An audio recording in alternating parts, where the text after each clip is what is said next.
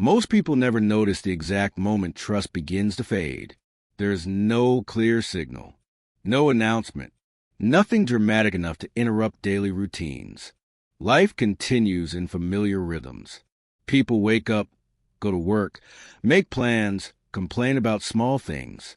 Institutions still speak with confidence. Everything appears intact. That's what makes it so difficult to recognize. The earliest stage of collapse doesn't feel like crisis. It feels like distance. A quiet emotional separation between people and the systems around them. Someone hears an official explanation and pauses for a second longer than they used to. Someone else reads a statement and feels a vague sense of detachment.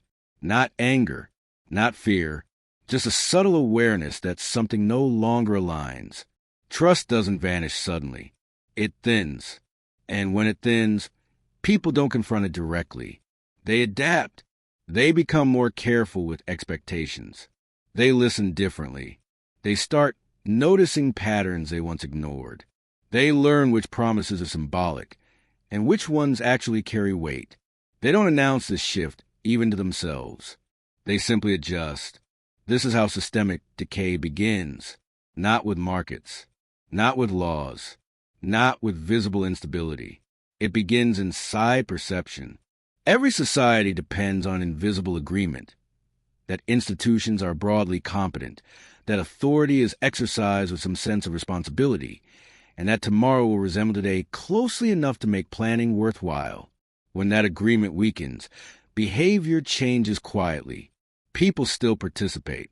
They still follow procedures. They still comply with rules.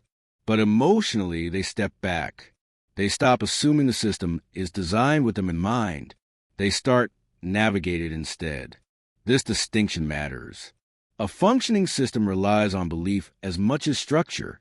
It requires people to feel included in its future. Once that feeling fades, participation becomes mechanical. Actions continue, but meaning drains away. You can sense this shift when public language starts to feel hollow.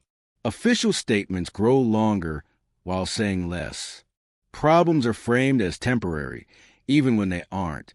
Every disruption is treated as an exception. Reassurance becomes repetitive. People notice, not consciously at first, more like background noise, a growing awareness that words and outcomes are drifting apart, so they lower expectations. They stop arguing with headlines. They become fluent in double meanings. They joke about things that used to feel serious. They quietly accept that certain processes are mostly ceremonial. This isn't rebellion. It's adaptation. Across history, this pattern appears again and again. Long before any visible breakdown, populations begin withdrawing emotionally. They remain present physically, but their internal relationship to authority changes. They stop investing belief. Instead, they conserve energy. They rely more on personal judgment. They place greater weight on private networks. They think twice before trusting official assurances. They begin making decisions as individuals rather than as participants in a shared project. From the outside, everything still looks stable. Services operate. Bureaucracies function. Leaders speak. The system continues moving forward, powered by habit and routine. But underneath, the psychological foundation has shifted. Trust has started migrating away from formal structures. And once that migration begins, systems enter a different phase of existence. They don't collapse. They persist on inertia. People comply, but they no longer feel represented. They follow rules, but they stop expecting coherence. They go through motions without emotional commitment. This creates a strange atmosphere. Society feels intact, yet distant. Institutions feel present, yet impersonal. The future feels abstract. Most people can't quite explain it. They just sense that something has changed. They might say things like, "It doesn't feel the same anymore," or "Something's off." Then they move on with their day. This is what makes early collapse so invisible. Life continues. Bills arrive. Traffic moves. Conversations happen. There is no obvious rupture. only a gradual thinning of trust. And once that thinning begins, everything else becomes provisional, because systems don't fail when they lose resources. They fail when people stop believing in their continuity. By the time consequences become visible, that belief has already been eroding for years. Collapse doesn't arrive like an event. It unfolds like a realization. Slow, uneven, almost polite. It begins when people quietly notice that the system no longer feels truthful. Not dramatically, not urgently, just enough to change how they relate to it. And once that relationship changes, nothing ever fully returns to what it was. After that first internal shift, society enters a long middle period. This is where most systems spend the majority of their decline. Nothing officially breaks. Structures remain standing. Daily life continues. From the outside, it looks like stability. From the inside, it feels different. People stop assuming that institutions are aligned with their interests. They don't become hostile. They become careful. They start building quiet backups. They rely more on family, on informal arrangements, on personal instincts. They save in small ways. They diversify relationships. They become selective about what they share publicly, not because they're paranoid, because they're adjusting. In every historical breakdown, there's a phase where official systems still operate, but psychological loyalty has already shifted elsewhere. Authority continues to exist, yet people no longer feel held by it. They comply outwardly while disengaging inwardly. This creates a strange dual reality.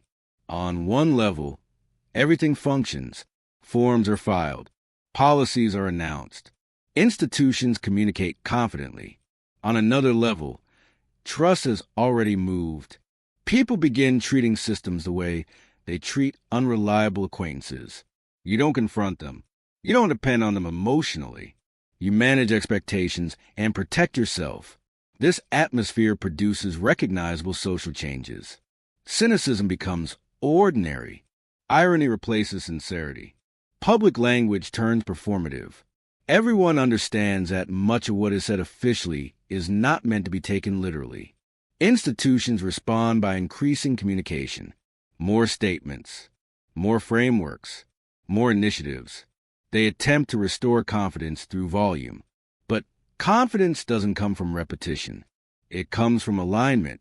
When lived experience diverges from official narratives, people stop listening closely. They skim. They tune out.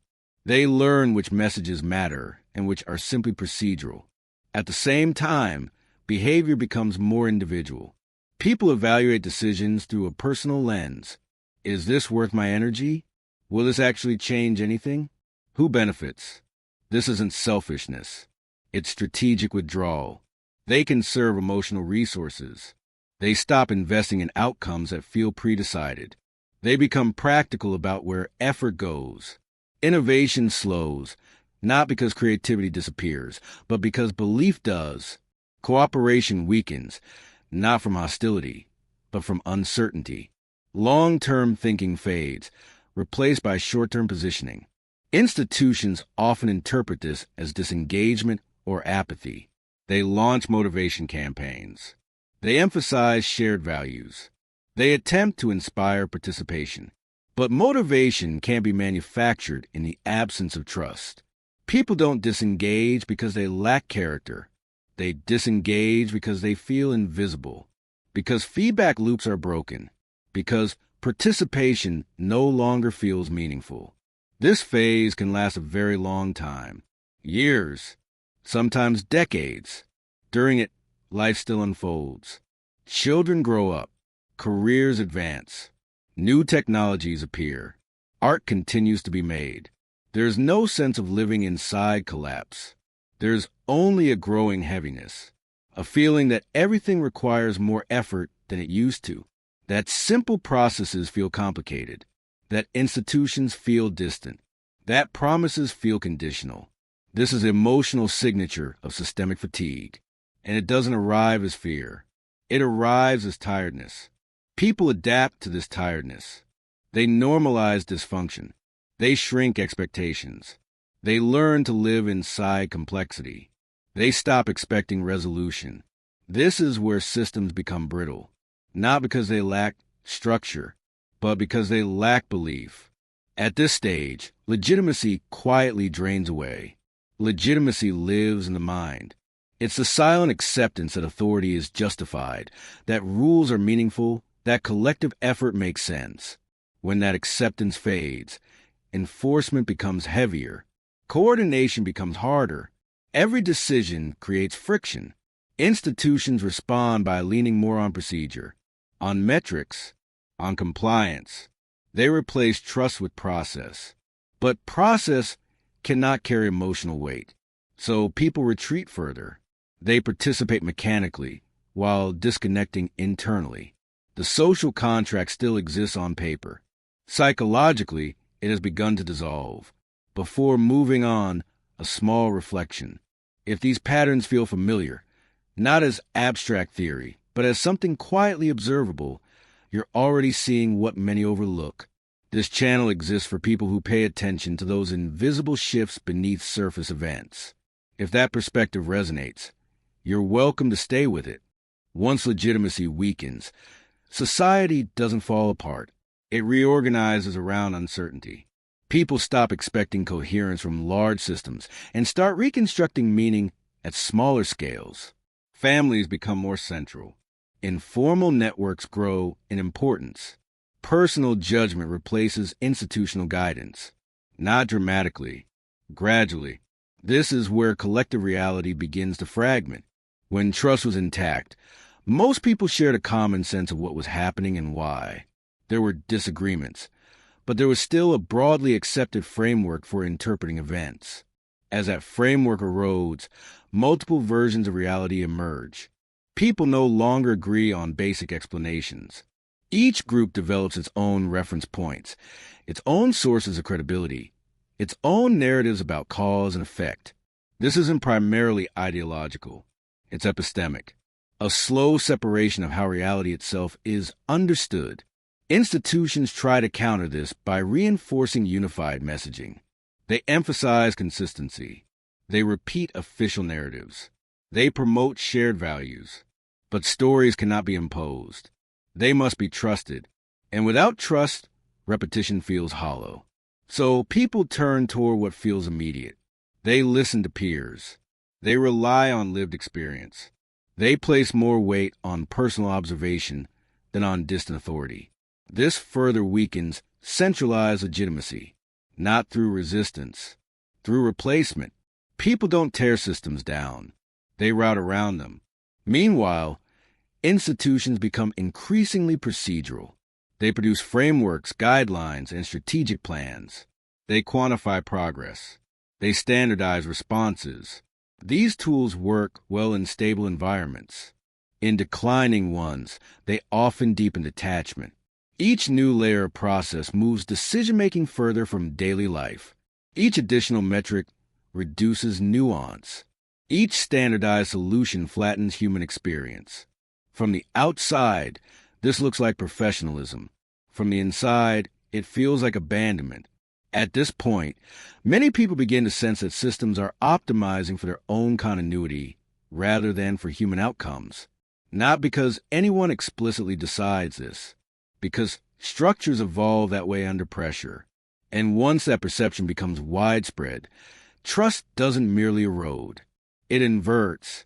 Citizens start assuming that official actions primarily protect institutional interests.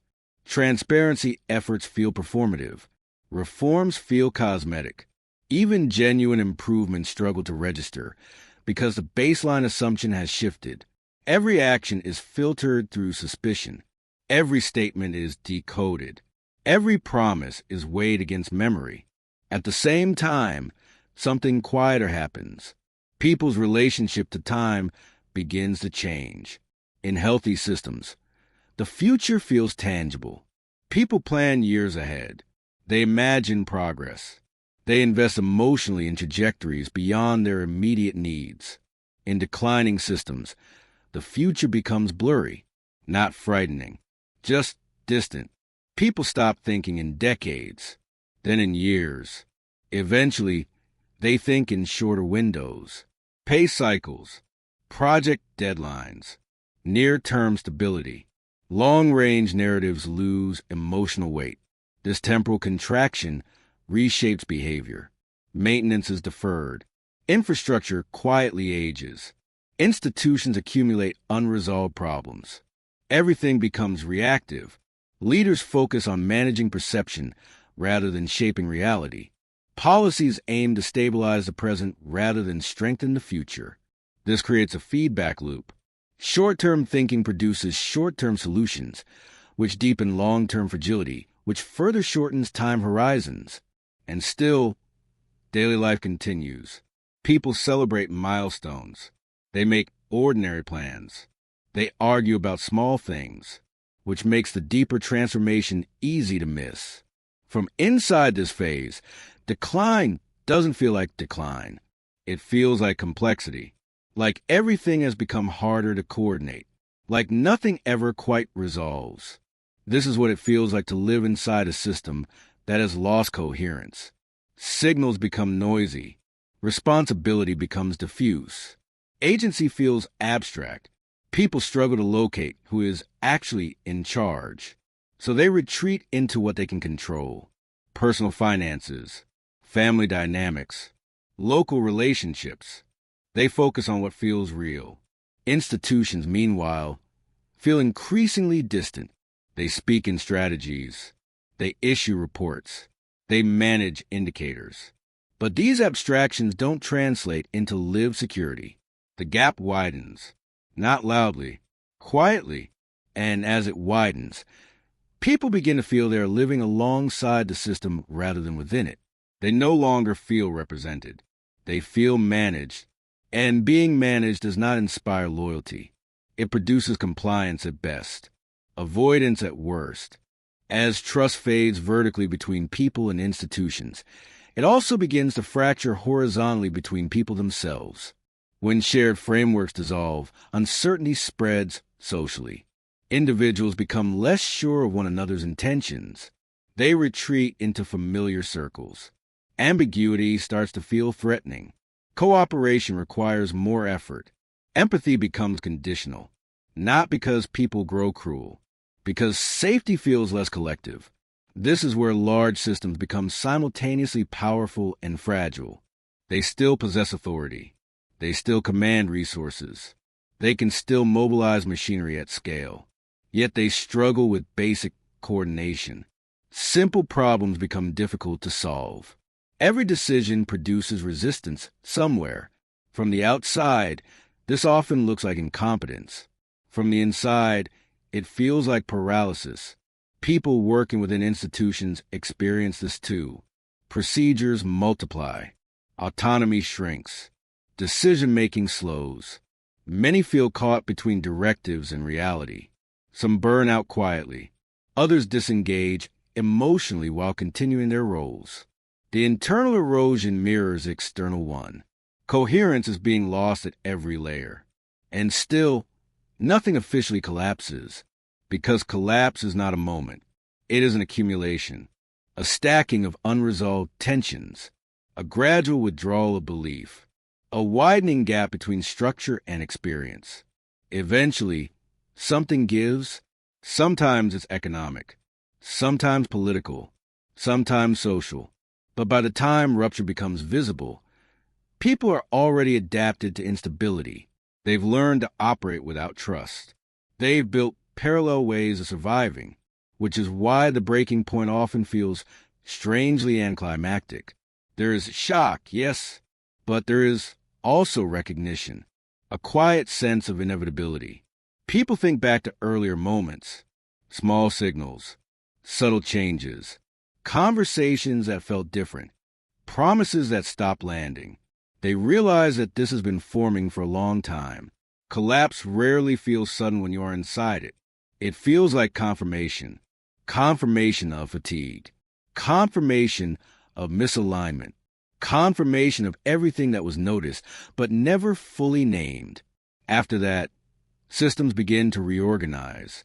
Not smoothly, not evenly. Old structures weaken. New ones appear unevenly. Authority fragments. Rules feel provisional. People test boundaries, not out of rebellion, but because they no longer know which constraints still hold. This is transition. And transitions are uncomfortable. They are filled with uncertainty layered on top of exhaustion. People search for coherence. They gravitate toward narratives that feel grounded. They look for stability in smaller, more tangible spaces. Some communities strengthen. Others fragment further. There is no single path, but there is always the same underlying task: rebuilding trust at human scale. Because large systems are not repaired through declarations. They are rebuilt through experience, through consistency, through visible alignment between words and outcomes. And that process takes time.